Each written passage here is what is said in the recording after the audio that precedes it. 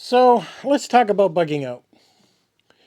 It's funny because I have this tornado shelter slash bunker with 18 tons of concrete above my head, and I'll have a link to this video of me building it. Um, and I told people I may have to bug out someday. If people were like, "Are you kidding me? Stop joking around. Stop being an ass."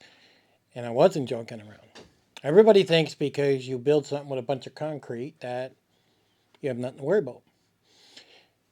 Now, I am in a very good position. I am high up on a hill. There's really no way of me flooding. At least I used to think that until I flooded. And it was just raining so hard that it wasn't draining fast enough.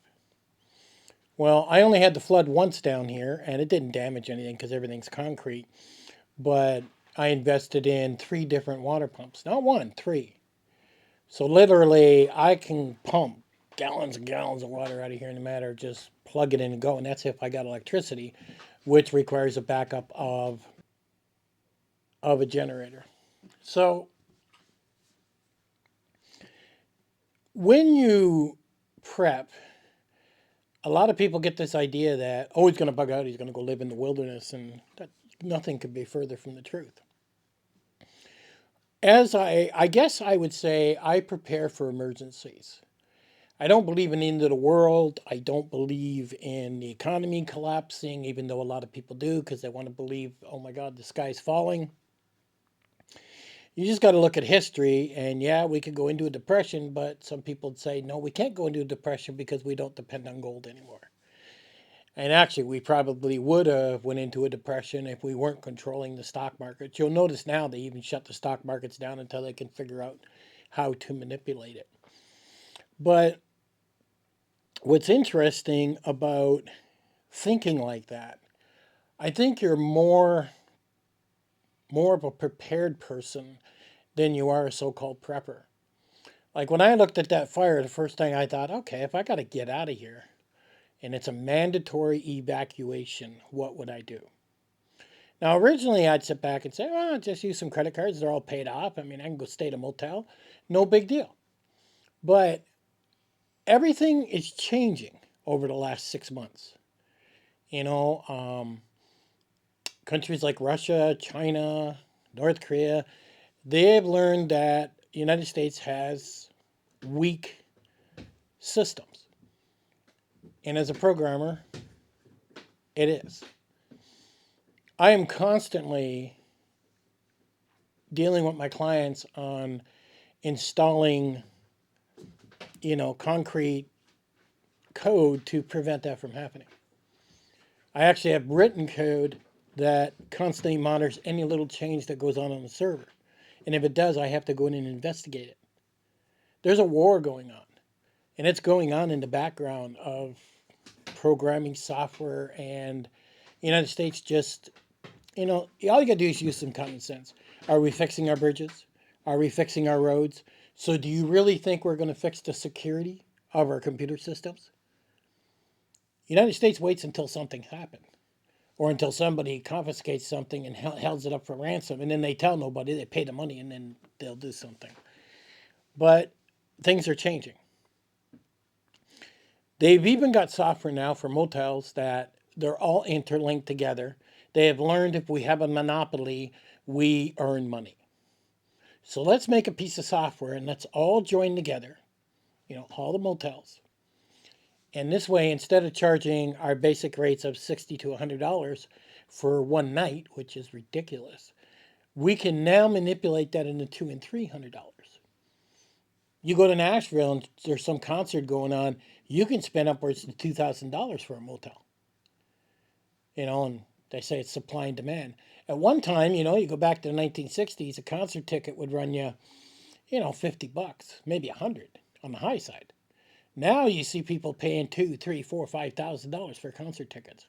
Everything's out of control, and nobody has an answer for it. So let's go back and think about that. Do you really want to take a credit card and max it out for a week? I mean, imagine staying in a motel for 7 days, waiting for the go ahead to go back home, and you're paying $200 a night plus food. So you're into $1,400, $1,500. Then you're, depending on how many people in your family, you're into 100, 200 just for food. Unless you buy food in the grocery store, cook it in your room, and you got a couple small stoves if you don't get caught doing that. You're going to be into a couple grand. And it's going to be a couple grand. It's going to make you very frustrated with paying. So what could you have done? Well, if you know you're going to spend a couple grand, then what should you be doing? You can buy canvas tents that run you like $1,200. And a canvas tent is very comfortable, heavy, but you're not carrying it on your back. So now you could go to a place like Land Between the Lakes or some state park. You could pay them for, 14 days or whatever, pay them for a year, $100, and now you can stay there for 14 days. If you move, another 14 days. And there's a lot of people that are doing that with the trailers within these parks. You just have to go and take a drive around and pay attention and you'll see it. So, what would be my goal? Well, I have 3 people to consider. I may end up with my other sons, who knows, on what happens. And where would I go? Well, it depends on what's happening. With that fire, for example, I wouldn't have to go very far, 2, 3 hours. I could set up a very nice canvas tent. I could even take my bed with me if I wanted and put it in there and relax. You can have a heater in it. I mean, and what is it costing you? That whole $100 for the year? You're not staying there for a year. You're staying there for a very minimal time, but now you're not spending $200, $300 for a room in a motel, and you're not falling into that corporation greed. And that's a big thing what you're doing now. You're trying to prevent yourself from falling into that corporation greed. Things have changed over the last 5 years, and it's just ridiculous. You can see it even happening with your snacks right now, to where they're trying to become a monopoly and own over 30% of the market with snacks. So they're going to triple the cost on that. You can go look that up. But again, corporate greed is what's going on. And they're trying to do it everywhere. And that is going to be the big thing for the next 5 to 10 years. They have all learned that if we buy enough companies, we can now raise the prices and people will pay it. They've learned that you guys are a bunch of suckers. And that's it. And it works. I mean, you're obviously paying for the motels that are 200 or 300. You're paying for the snacks. I mean, look at Fritos. What is that? $6, $8? I mean, people are paying it, and that's all there is. It's greed. It's not. That's not inflation, and that's what's going on. So, best case scenario in my situation would be to have a cargo trailer. I don't have one. I'm looking, but I do have a couple of friends that have them, and I could borrow one in a heartbeat. They'd give it to me, no problem. But I'd like to have my own, and I'd like to have it prepped in a way of I'd like to have at least minimum 3 months of dog food and cat food. I'd like to have certain items in there. I'd like to have a canvas tent to make, as they call it, glamping. I'd like to have very, very comfortable when I have to bug out. So, what would I have to do to bug out? I mean, after all, I'm in a concrete tornado shelter of 2 huge rooms and 18 tons of concrete above my head. I mean, I'm pretty safe overall. Now, I still have nuclear factories that are not too far from me. Um, I still have a couple bases where they make missiles, and that's scary. I mean, everybody's seen what's going on with Russia. We keep pushing them. We want to go to World War III. That's all there is to it, because that just makes the corporations even more money. And I wish they'd stop playing around, to be honest with you. Why keep sending money to Ukraine and playing around and poking the bear? Instead, look, if you're going to do it, do it. Go in there, drop the troops, be done with it, and put it into it. If you're not, mind your own business. Instead of postponing this process and keep sending the money where the inflation is killing us. It's like a band-aid. Rip it off and get it done. But anyhow, there are situations you have to consider in your area on what would be a situation for you, as they say, bugging out. And I don't mean wearing a pack and walking 50 miles. I mean, chances are your vehicles will be running just fine. And some people say, well, if there's an EMP, there's no guarantee with that. Most vehicles actually would probably still work after an EMP. Nobody's able to really test that. But let's go on the idea the vehicles are going to work. So I have two vehicles. I have a truck and a car. And what would I do? Well, if a nuclear factory went off, it'd be all over the news. They'd be saying, okay, the wind's going this direction. I have to make a couple decisions. Do I stay put for a month and relax until things die down a bit and there's less radiation and then do my bug out scenario? But we look at a scenario in Texas where the fire is coming out and they got to shut it off, and let's say you had to leave there. So you probably only leave it for maybe a week. Again, it would be nice to haul a lot of food, a lot of stuff you need in a cargo trailer. Off you go, set up a campsite somewhere for minimum cost. And the only thing you're concerned about is staying dry, staying comfortable, glamping, and waiting until things die down. Now, maybe you'll come back and find out your house is gone. That's a possibility too. And now you're going to be fighting insurance companies to try and get your house rebuilt. And that's not so easy. I had one situation with an insurance company here, and the whole back end of my house had gotten torn off with the siding. And I made a phone call to the insurance company. It's the first time I ever made a claim in 22 years. And it took them well over 5 months to grant that claim. And I just shook my head. Think about that for a minute. So they did come down, and the guy came down and talked to me personally. They wanted to see the siding on the house. And I asked him directly, I said, why are you coming down to see me? It's just a siding job. He says, well, we got to see who we're dealing with. I said, well, what do you mean? He says, well, are you a meth head? Are you a drug addict? Chances are we could offer you a much lower cost and you'll be stupid enough to take it. But I see you're not. Really. Do you live in a very high-end house? Do you live in a $2 million house? Now we have to consider, okay, we're probably going to have to put you up at a motel, and we're going to have to treat you a whole lot different because you have more money. So you're on all these levels with an insurance company. And the whole objective is for them to save money. So I found that all very interesting. And then when I checked my policy, because my house is so old, I found out on my policy, and you should check your policy, if my house was to burn down, they'd only give me $30,000. You can't rebuild for $30,000. So I was like, wow. I had to make a hard decision. And I'd asked them, can we up that to 100 grand, 150 grand? They said no, they wouldn't insure it. So an insurance company can turn you down. And that's after somebody hasn't claimed in 22 years. Now, you need to have insurance if you're paying a mortgage. And literally, you're paying a double mortgage. So if you're paying $600 a month, you're probably paying $600 a month in insurance. You're paying a double mortgage. So I decided enough's enough. Now, my house is paid off. And I have this tornado shelter that I could live and stay in. It's not a big deal. So I decided to stop paying it. I don't pay no insurance anymore. Some people would say, oh, that's crazy. No, it's not crazy. I told you the most they'll cover me for is $30K. So over the last 4 years, I've been taking that so-called 400, 500, whatever, and putting it away into a bank account that is strictly in case of an emergency, in case something happens.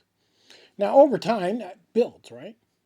But there's not enough there to build a brand new house. I would actually probably still have to take a mortgage and bring some guys in and build, which would be a very sad day. Now you got to look at the positive side. I mean, I could get a Johnny on the spot. I could live inside the bunker, and while things are going on. So I'm a little better off than some people. But the siding job itself, I really thought they should have replaced the siding around the whole house, and I thought they should have replaced my windows.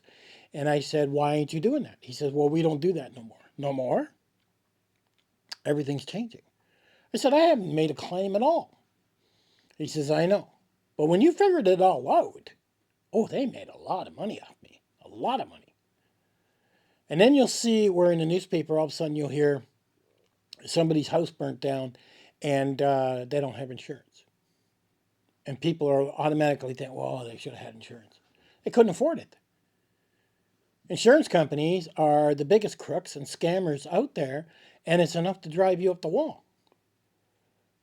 I refuse to give them my money. Now, if the house burns down, okay, it burns down. I'll figure it out from there. But you really got to make decisions on what you're going to do in a situation that happens. I mean, I've seen situations where California has fires just eating houses as if it's food. In those situations, and I've seen those people bailing out of there in a vehicle. I mean, you really need a cargo trailer or something prepped and ready to go if you're in that area. Better yet, don't live in California. There are preppers that are in New York City. Why? I don't know. That is like the worst place to live. And the only thing I could figure is because they got family. I've seen certain preppers say, oh, we're moving out of New York, and they never do. And then a couple years later, oh, we're moving out of New York, and they never do. They're truly not preppers. They really don't believe anything's going to happen, and they're just sucking all the money out of people as much as they can. That's just common sense. So you have to never mind these other people. You have to put yourself in a position of, if I have to bug out for a couple of weeks, and I don't mean you're never coming back, you are coming back, unless, of course, a nuke factory goes off and then you can't come back, but you still got your vehicle. You have to think about, how could I do this? And then what will make the burden easier on me? Now, in my situation, I'm very well off no matter what happens. Being a computer programmer, as long as I have internet, I might be out of doing work for 2 or 3 days, but after that, as long as I got my laptop and I'm plugged in and I got internet, I'm working. So I'm still generating math and cash flow. Or somebody else, if their job shuts down and they got to go because a nuclear factory went, their cash flow completely ends. So now they're on credit cards. And you don't want to be using your credit cards in motel rooms. So instead of spending $2,000 in a week on that, you should be looking into a compact canvas tent that'll go in the back of your car.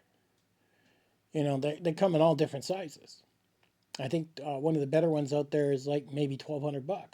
And then, of course, set it up a couple times, get used to it, know what you're doing. And now you literally have a home away from home if something happens. And it's affordable. You really only want to concentrate on purchasing food if that is the situation and that's where you want your biggest bill to be.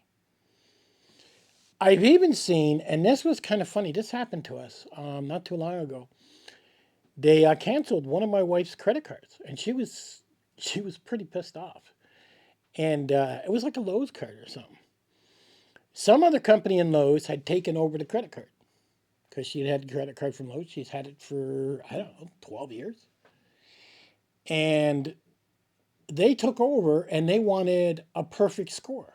So they ran a check on everybody that had one, even though she's never gone in arrears, she's always had it paid off. Perfect, right? All of a sudden she noticed they discontinued her card. Did you know they could do that, even if you're paying your bill? So some other company took over, they upped the credit rating, and they wanted it to be a high credit. And if you didn't have that high credit, because she didn't, they discontinued the card. So that was it. And she was really upset. She couldn't believe it. She says, how are they allowed to do that? I says, their card, their money. They can do whatever the hell they want. And it's amazing how naive people get in this world. But, your first line of prepping should be protection, period. Okay?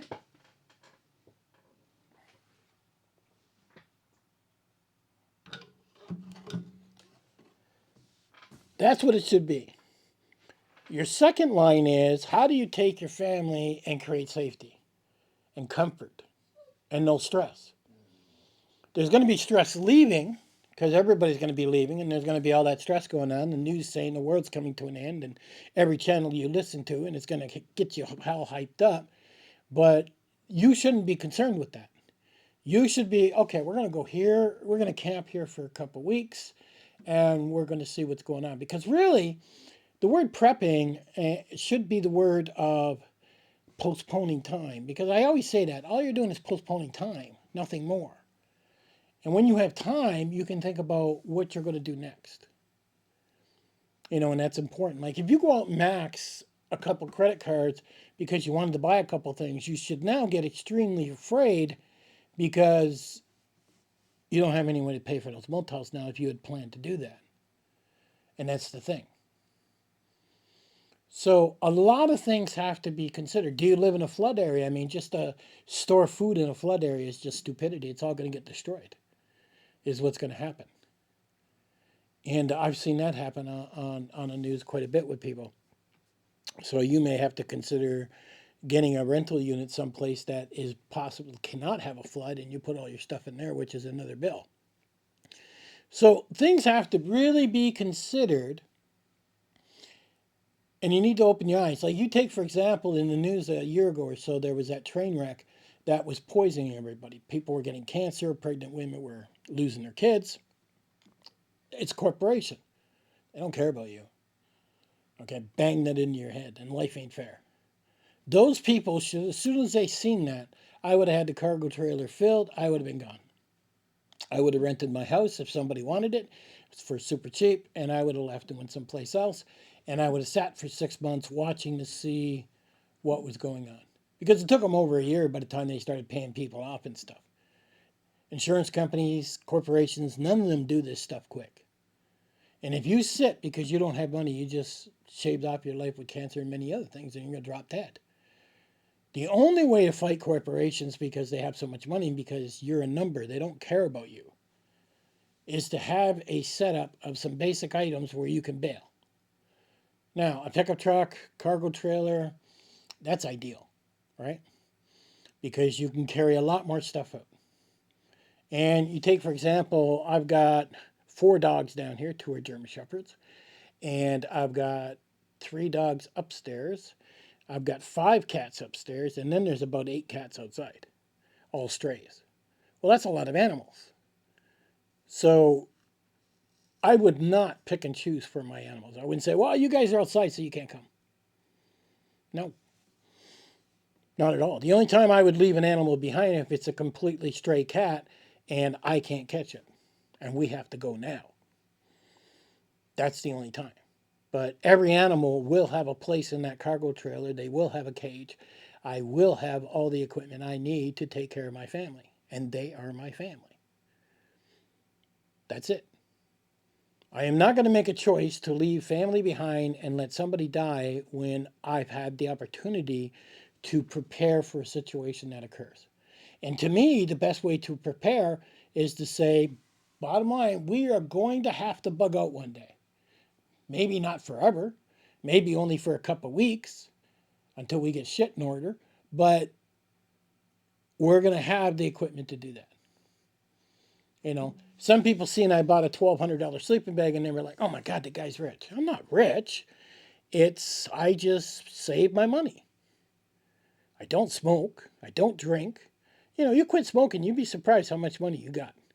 I used to spend something like $500-$600 a month on cigarettes. Me and my wife used to both smoke. I mean, you imagine 2 months of that, there's your sleeping bag. So anybody that smokes that's a prepper is a damn fool, just stupid. Because that's extra money they could be prepping with. Plus, it's not good for you. But overall, there is no possible way that I could ever freeze. Never. We could go down to minus 20. I can't freeze. I've got like 4 different types of sleeping bags that are good to minus 35. Some of them are super heavy. Some of them, like the one I bought, is only 4 pounds. Some are 2 pounds. I mean, I don't like being cold. And Tennessee, usually we'll get cold, we'll get pretty cold down below zero for a couple days and then we go back up again. So really, I'm only trying to stay warm for 2 or 3 days if I'm not in my house. So really, really consider by watching the news and saying to yourself when you see a disaster and sit back and say, okay, how would we deal with that as a family? What would we do? Could we bug out of this house in 30 minutes? And are the kids on board? Have we done a few plans? Have we done a few drills? Could we do that? I mean, you think about it, in the schools, they do fire drills. All the kids, everybody does fire drills. They all line up. Everybody walks single file. They've done that for years. They did it when you were in school. Why are you not doing drills? It's just common sense. It's free. It don't cost nothing.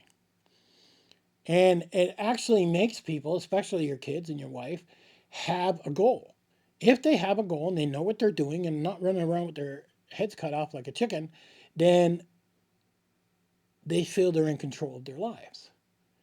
Now, even if you're giving them jobs to do that really ain't going to do anything, but they don't know that.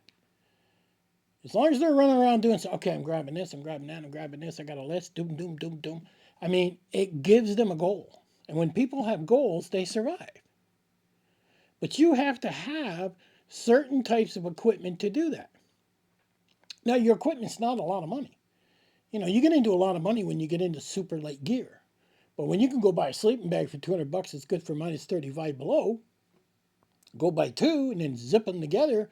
You got a pretty warm setup for $400. Well, now you're not going to freeze, and don't just buy it and say we're good. When it does get cold, go test it in your backyard, see how cold it can get. Did they lie to you? Did this company shoot you a bunch of malarkey? Actually test it and say, okay, we're good. It all worked. So I don't like being caught with my pants down. And that's all there is to it. I've seen situations here in Tennessee where the whole state highway shut down because of ice storms. And then people were leaving their vehicles in high heel shoes, runners, trying to, because their cars ran out of gas. They had to leave. And then they seen a big Home Depot sign or something. They started walking toward those. And they're lucky that Home Depot and these places let them come in and stay there for the night until things got better. But believe it or not, there were still people that died. So they depended on that. I mean, when wintertime comes, my vehicle's outfitted with everything from sleeping bags to water to filters, you name it. There is no way I'm going to be really all that stuck anywhere. So, and you shouldn't be either. So when you watch the news, do not think preppers are crazy and stupid and nuts. You should be looking at the news on your part saying, okay, that just happened. That means that can happen to us. How would we protect ourselves from that happening? Oh, look at that. The whole highway was shut down because of ice. Well, everybody knows that happens. What do I need in my vehicle to prevent that from happening? Don't go on the idea, I need this 50-pound super light pack. I mean, ideally, if you got that, wonderful. But if you don't, could you get away with a 30-pound pack with a few things to keep you warm and walk maybe 5 miles to get into a city where now you may be able to get some type of shelter or get yourself behind a Walmart or get yourself out of the wind? There's different ways of doing it. But the majority of your preppers are not prepared for that. And the majority of your preppers are taking their credit cards going bang, bang, bang, bang, bang, bang. I'm staying home. I'm not going anywhere. Well, good for you. It's nice knowing you. And they believe that they're going to survive. I got a solar generator. I got this. I got that. And yet I watch these guys test these solar generators and they only last a day for a fridge. That's it. You can even buy freezers that'll last 24 hours before they start losing, if you don't open the door, before they start losing their coldness. So if you had a solar generator, you might get 2 days. That's nothing, you know. And some people think, oh, if I got a gas generator, I'm good. No, you're not. You may not be able to get gas. I've seen situations in the United States here that gas was gone. Couldn't get any. As soon as you start depending on the system or corporations or other people for gas, for this, for that, I mean, that's when you're going to get it right up the ass. Depend on nobody but yourself and think about what is the most basic we can go to stay warm, eat, and so on. And life is going to be good. It's like I've said before, you create whatever stress is in your home. So think about that, okay? You also create whatever stress there is when you have to leave for a little while. So don't have that stress. Instead of buying those fancy TVs for $600, put it into a canvas tent, put it into a sleeping bag. Why do you need that fancy TV? Why do you even want a TV? I mean, it's just ridiculous how much all that stuff costs anymore. But I see a lot of foolish people, even when they give themselves the term prepper or when they give themselves as somebody that's ready, they're truly not ready. Not at all. And that's the sad part. And a lot of people, you end up with 100,000 people watching these guys, and I'm just like, well, it's going to be a lot of people with gear and a lot of people dead, and hey, it's just the way it is. They're not testing gear, they're not doing nothing. And if you want to become part of that sheep or part of that group, hey, it's your choice. It's a free country, right? You are free to kill yourself. And that's just the way it is. There has never been one situation that has ever happened to me um, in over 25 years, whether we've had snowstorms when I lived in Minnesota, whether we've had ice on the roads, I stayed home. But everybody wanted to go out. Some common sense. We're not going out today. I'll make that decision. I'll say it right to my wife and anybody that's in the house. It says the roads are going to be icy in a couple hours, so if you need anything from the grocery store, you better go pick it up now, because after 8 o'clock, those cars aren't moving. And you'll see my wife run to the grocery store right away, and she's back in 20 minutes. And she'll come in. She says the roads look like they're starting to get pretty bad. I said, I told you. It doesn't take much to keep track of the news. But that's it. Those cars go nowhere. Even my truck has four-wheel drive. It goes nowhere. I'm not worried about my drive. I'm worried about everybody else. And then sure enough, the next day when I'm reading the paper, it's like, oh, we had 22 cars that drove in a ditch. Another car drove in a ditch. And I'm like, oh, what else is new? It's the same old stuff all the time. You look at California with the forest fires. I mean, those people always live in the same area. It never changed. They were just stupid last year. We're going to be stupid again. Oh, they get insurance. They pay high for insurance. Why would you want to live there? Next year, do the same thing. Just stupid people. But there's never been a situation where I was stuck, because I've had everything I need to postpone that time and to relax is what I have, and to really think about what I'm doing next.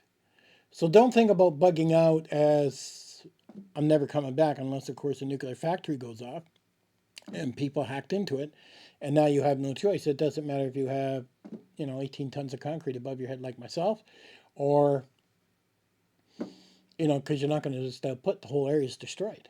Just look at Hiroshima and some of this. History's there. You just got to look at it. And we're not indestructible. Russia could have a sub just sitting off the shore. We wouldn't even know it's there. They could launch 22 nukes and boom, the United States is covered in it. And some people would be like, well, I don't even want to plan for that. I just, please drop one on my head. And that's fine if you want to give up that easy. I don't want to give up that easy. I want to have a plan of route. I want to be able to get out and move on with my life. And I'm sure my kids want the same thing. But it's just foolish the way people think. Nothing more. You may even find, if you really believe you don't have to be prepared for anything, then you're just a stupid person. How about a simple thing as keeping an umbrella in your vehicle when it's pouring? I mean, a lot of this is just common sense. And I always go in my community section of YouTube, and if you follow that, you'll see where I posted like, what would you do in this situation? Because it's happening right now in the news. How would you protect yourself? And it was funny. Dad on YouTube wrote, "Yeah, I'd be scared. My car won't pull my trailer." I guess you need to fix that and be aware of it, because you never know when you're going to have to bug out for a little while and then come back. And hopefully it's only for a little while, a couple of weeks. But then when you do bug out, how do you do it on the most minimal amount of money and not be stuck in a corporation motel room maxing out your credit cards either? There's got to be a whole plan going on there. It's a long video. And if you actually watch the whole thing, let me know what you think. But I'm being honest with you guys. There's never been a situation I was not prepared for. Catch you guys on the next one.